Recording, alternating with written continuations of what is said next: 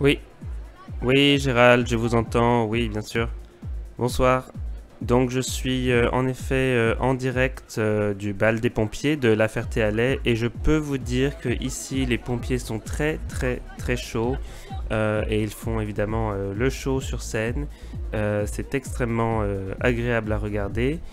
Et donc, malheureusement, je ne peux pas être avec vous ce soir, mais par contre, j'ai interviewé les gens qui étaient présents à la Marche des Fiertés de Lyon le mois dernier.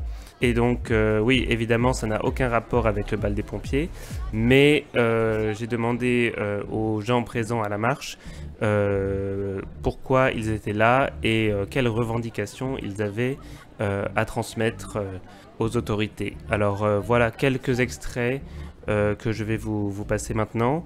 Je retourne voir les pompiers parce que là, ils commencent à sortir la lance à eau. Alors, je serai de retour avec vous tout de suite après.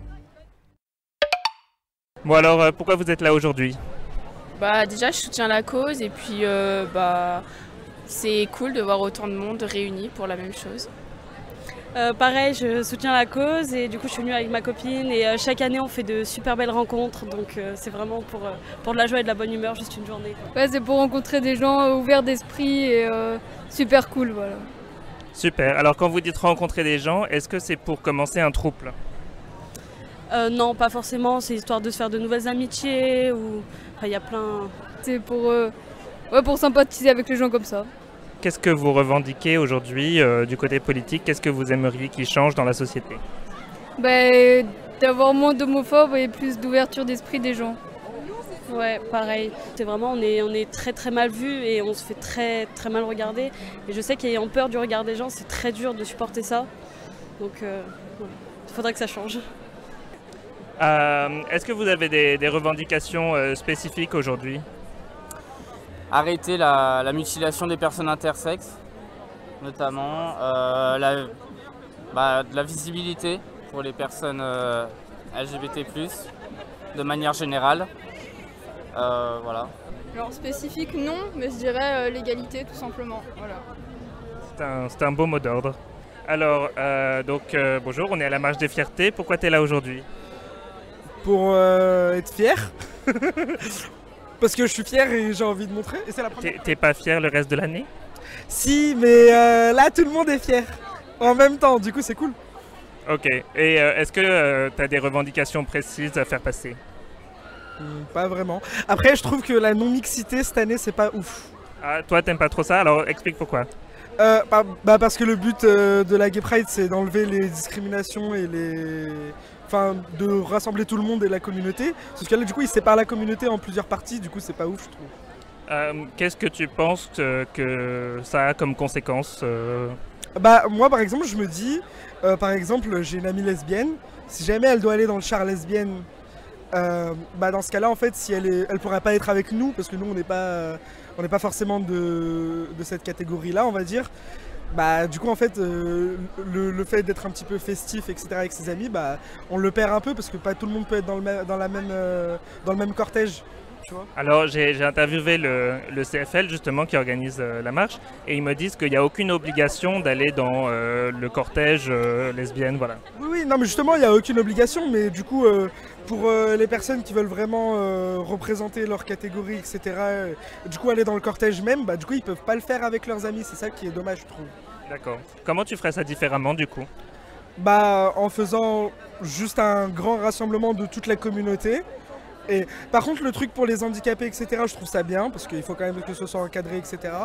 Mais sinon, pour le reste, donc les personnes transgenres, les lesbiennes, etc., je pense qu'on devrait tous les rassembler en même temps, pour que ce soit un grand moment de communion pour tout le monde, et voilà quoi. Pas séparé, je trouve pas ça cool. Et justement, quel droit vous revendiquez précisément?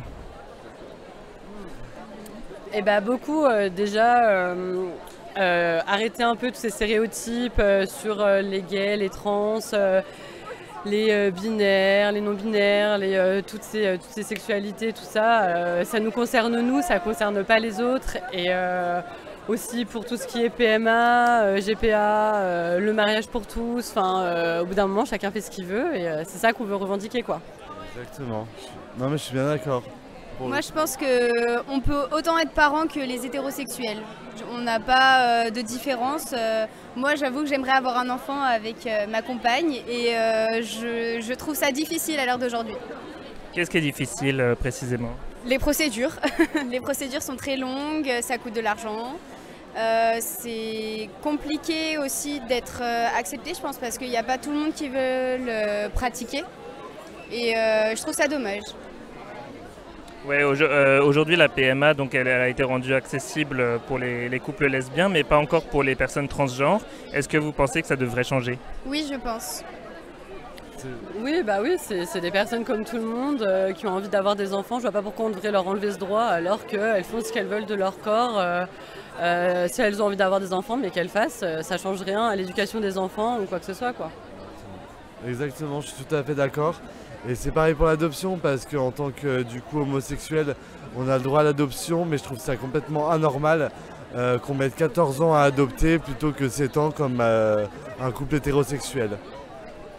Alors bon, je suis en compagnie des Licorne Rangers qui ont tous une couleur... Est-ce que vous avez le violet avec vous quelque part ou... Elle arrive, oh là là là là. Bon alors, pourquoi vous êtes là aujourd'hui? Pour s'amuser. Bah pour s'amuser. Bah logiquement pour s'amuser. Pour s'amuser aussi. Pour s'amuser aussi. Alors, qu'est-ce que vous revendiquez pour les droits des licornes? Un maximum de passion et d'ouverture d'esprit. On aimerait bien pouvoir les mettre où on veut. Nos cornes de licorne. Avoir des paillettes dans ma vie. Que dans ta vie? Oh bah dans tout seul des gens, je m'en fous, moi tant que déjà c'est dans la mienne, ça me va. Hein. Le droit d'exhiber sa corne surtout. Moi j'ai pas de cornes. Bah oui, elle est passée où? Moi. Elle l'a stocké ailleurs. Déjà eu mais t'en as plus. Bon bah qu'est-ce que vous allez faire ce soir après la Pride? C'est une très bonne question. Oula, plein de choses. Tu viens avec nous? Bon alors malheureusement l'interview s'arrête là parce que je suis parti avec les licornes, mais en tout cas j'espère que ça vous a plu et que vous avez appris beaucoup de choses sur les revendications des gens. Gérald, je te laisse maintenant la parole et la suite de l'interview. Je me suis trouvé un pompier très mignon, donc je vais y aller aussi maintenant. Bon bah à vous les studios, Pluriel Gay.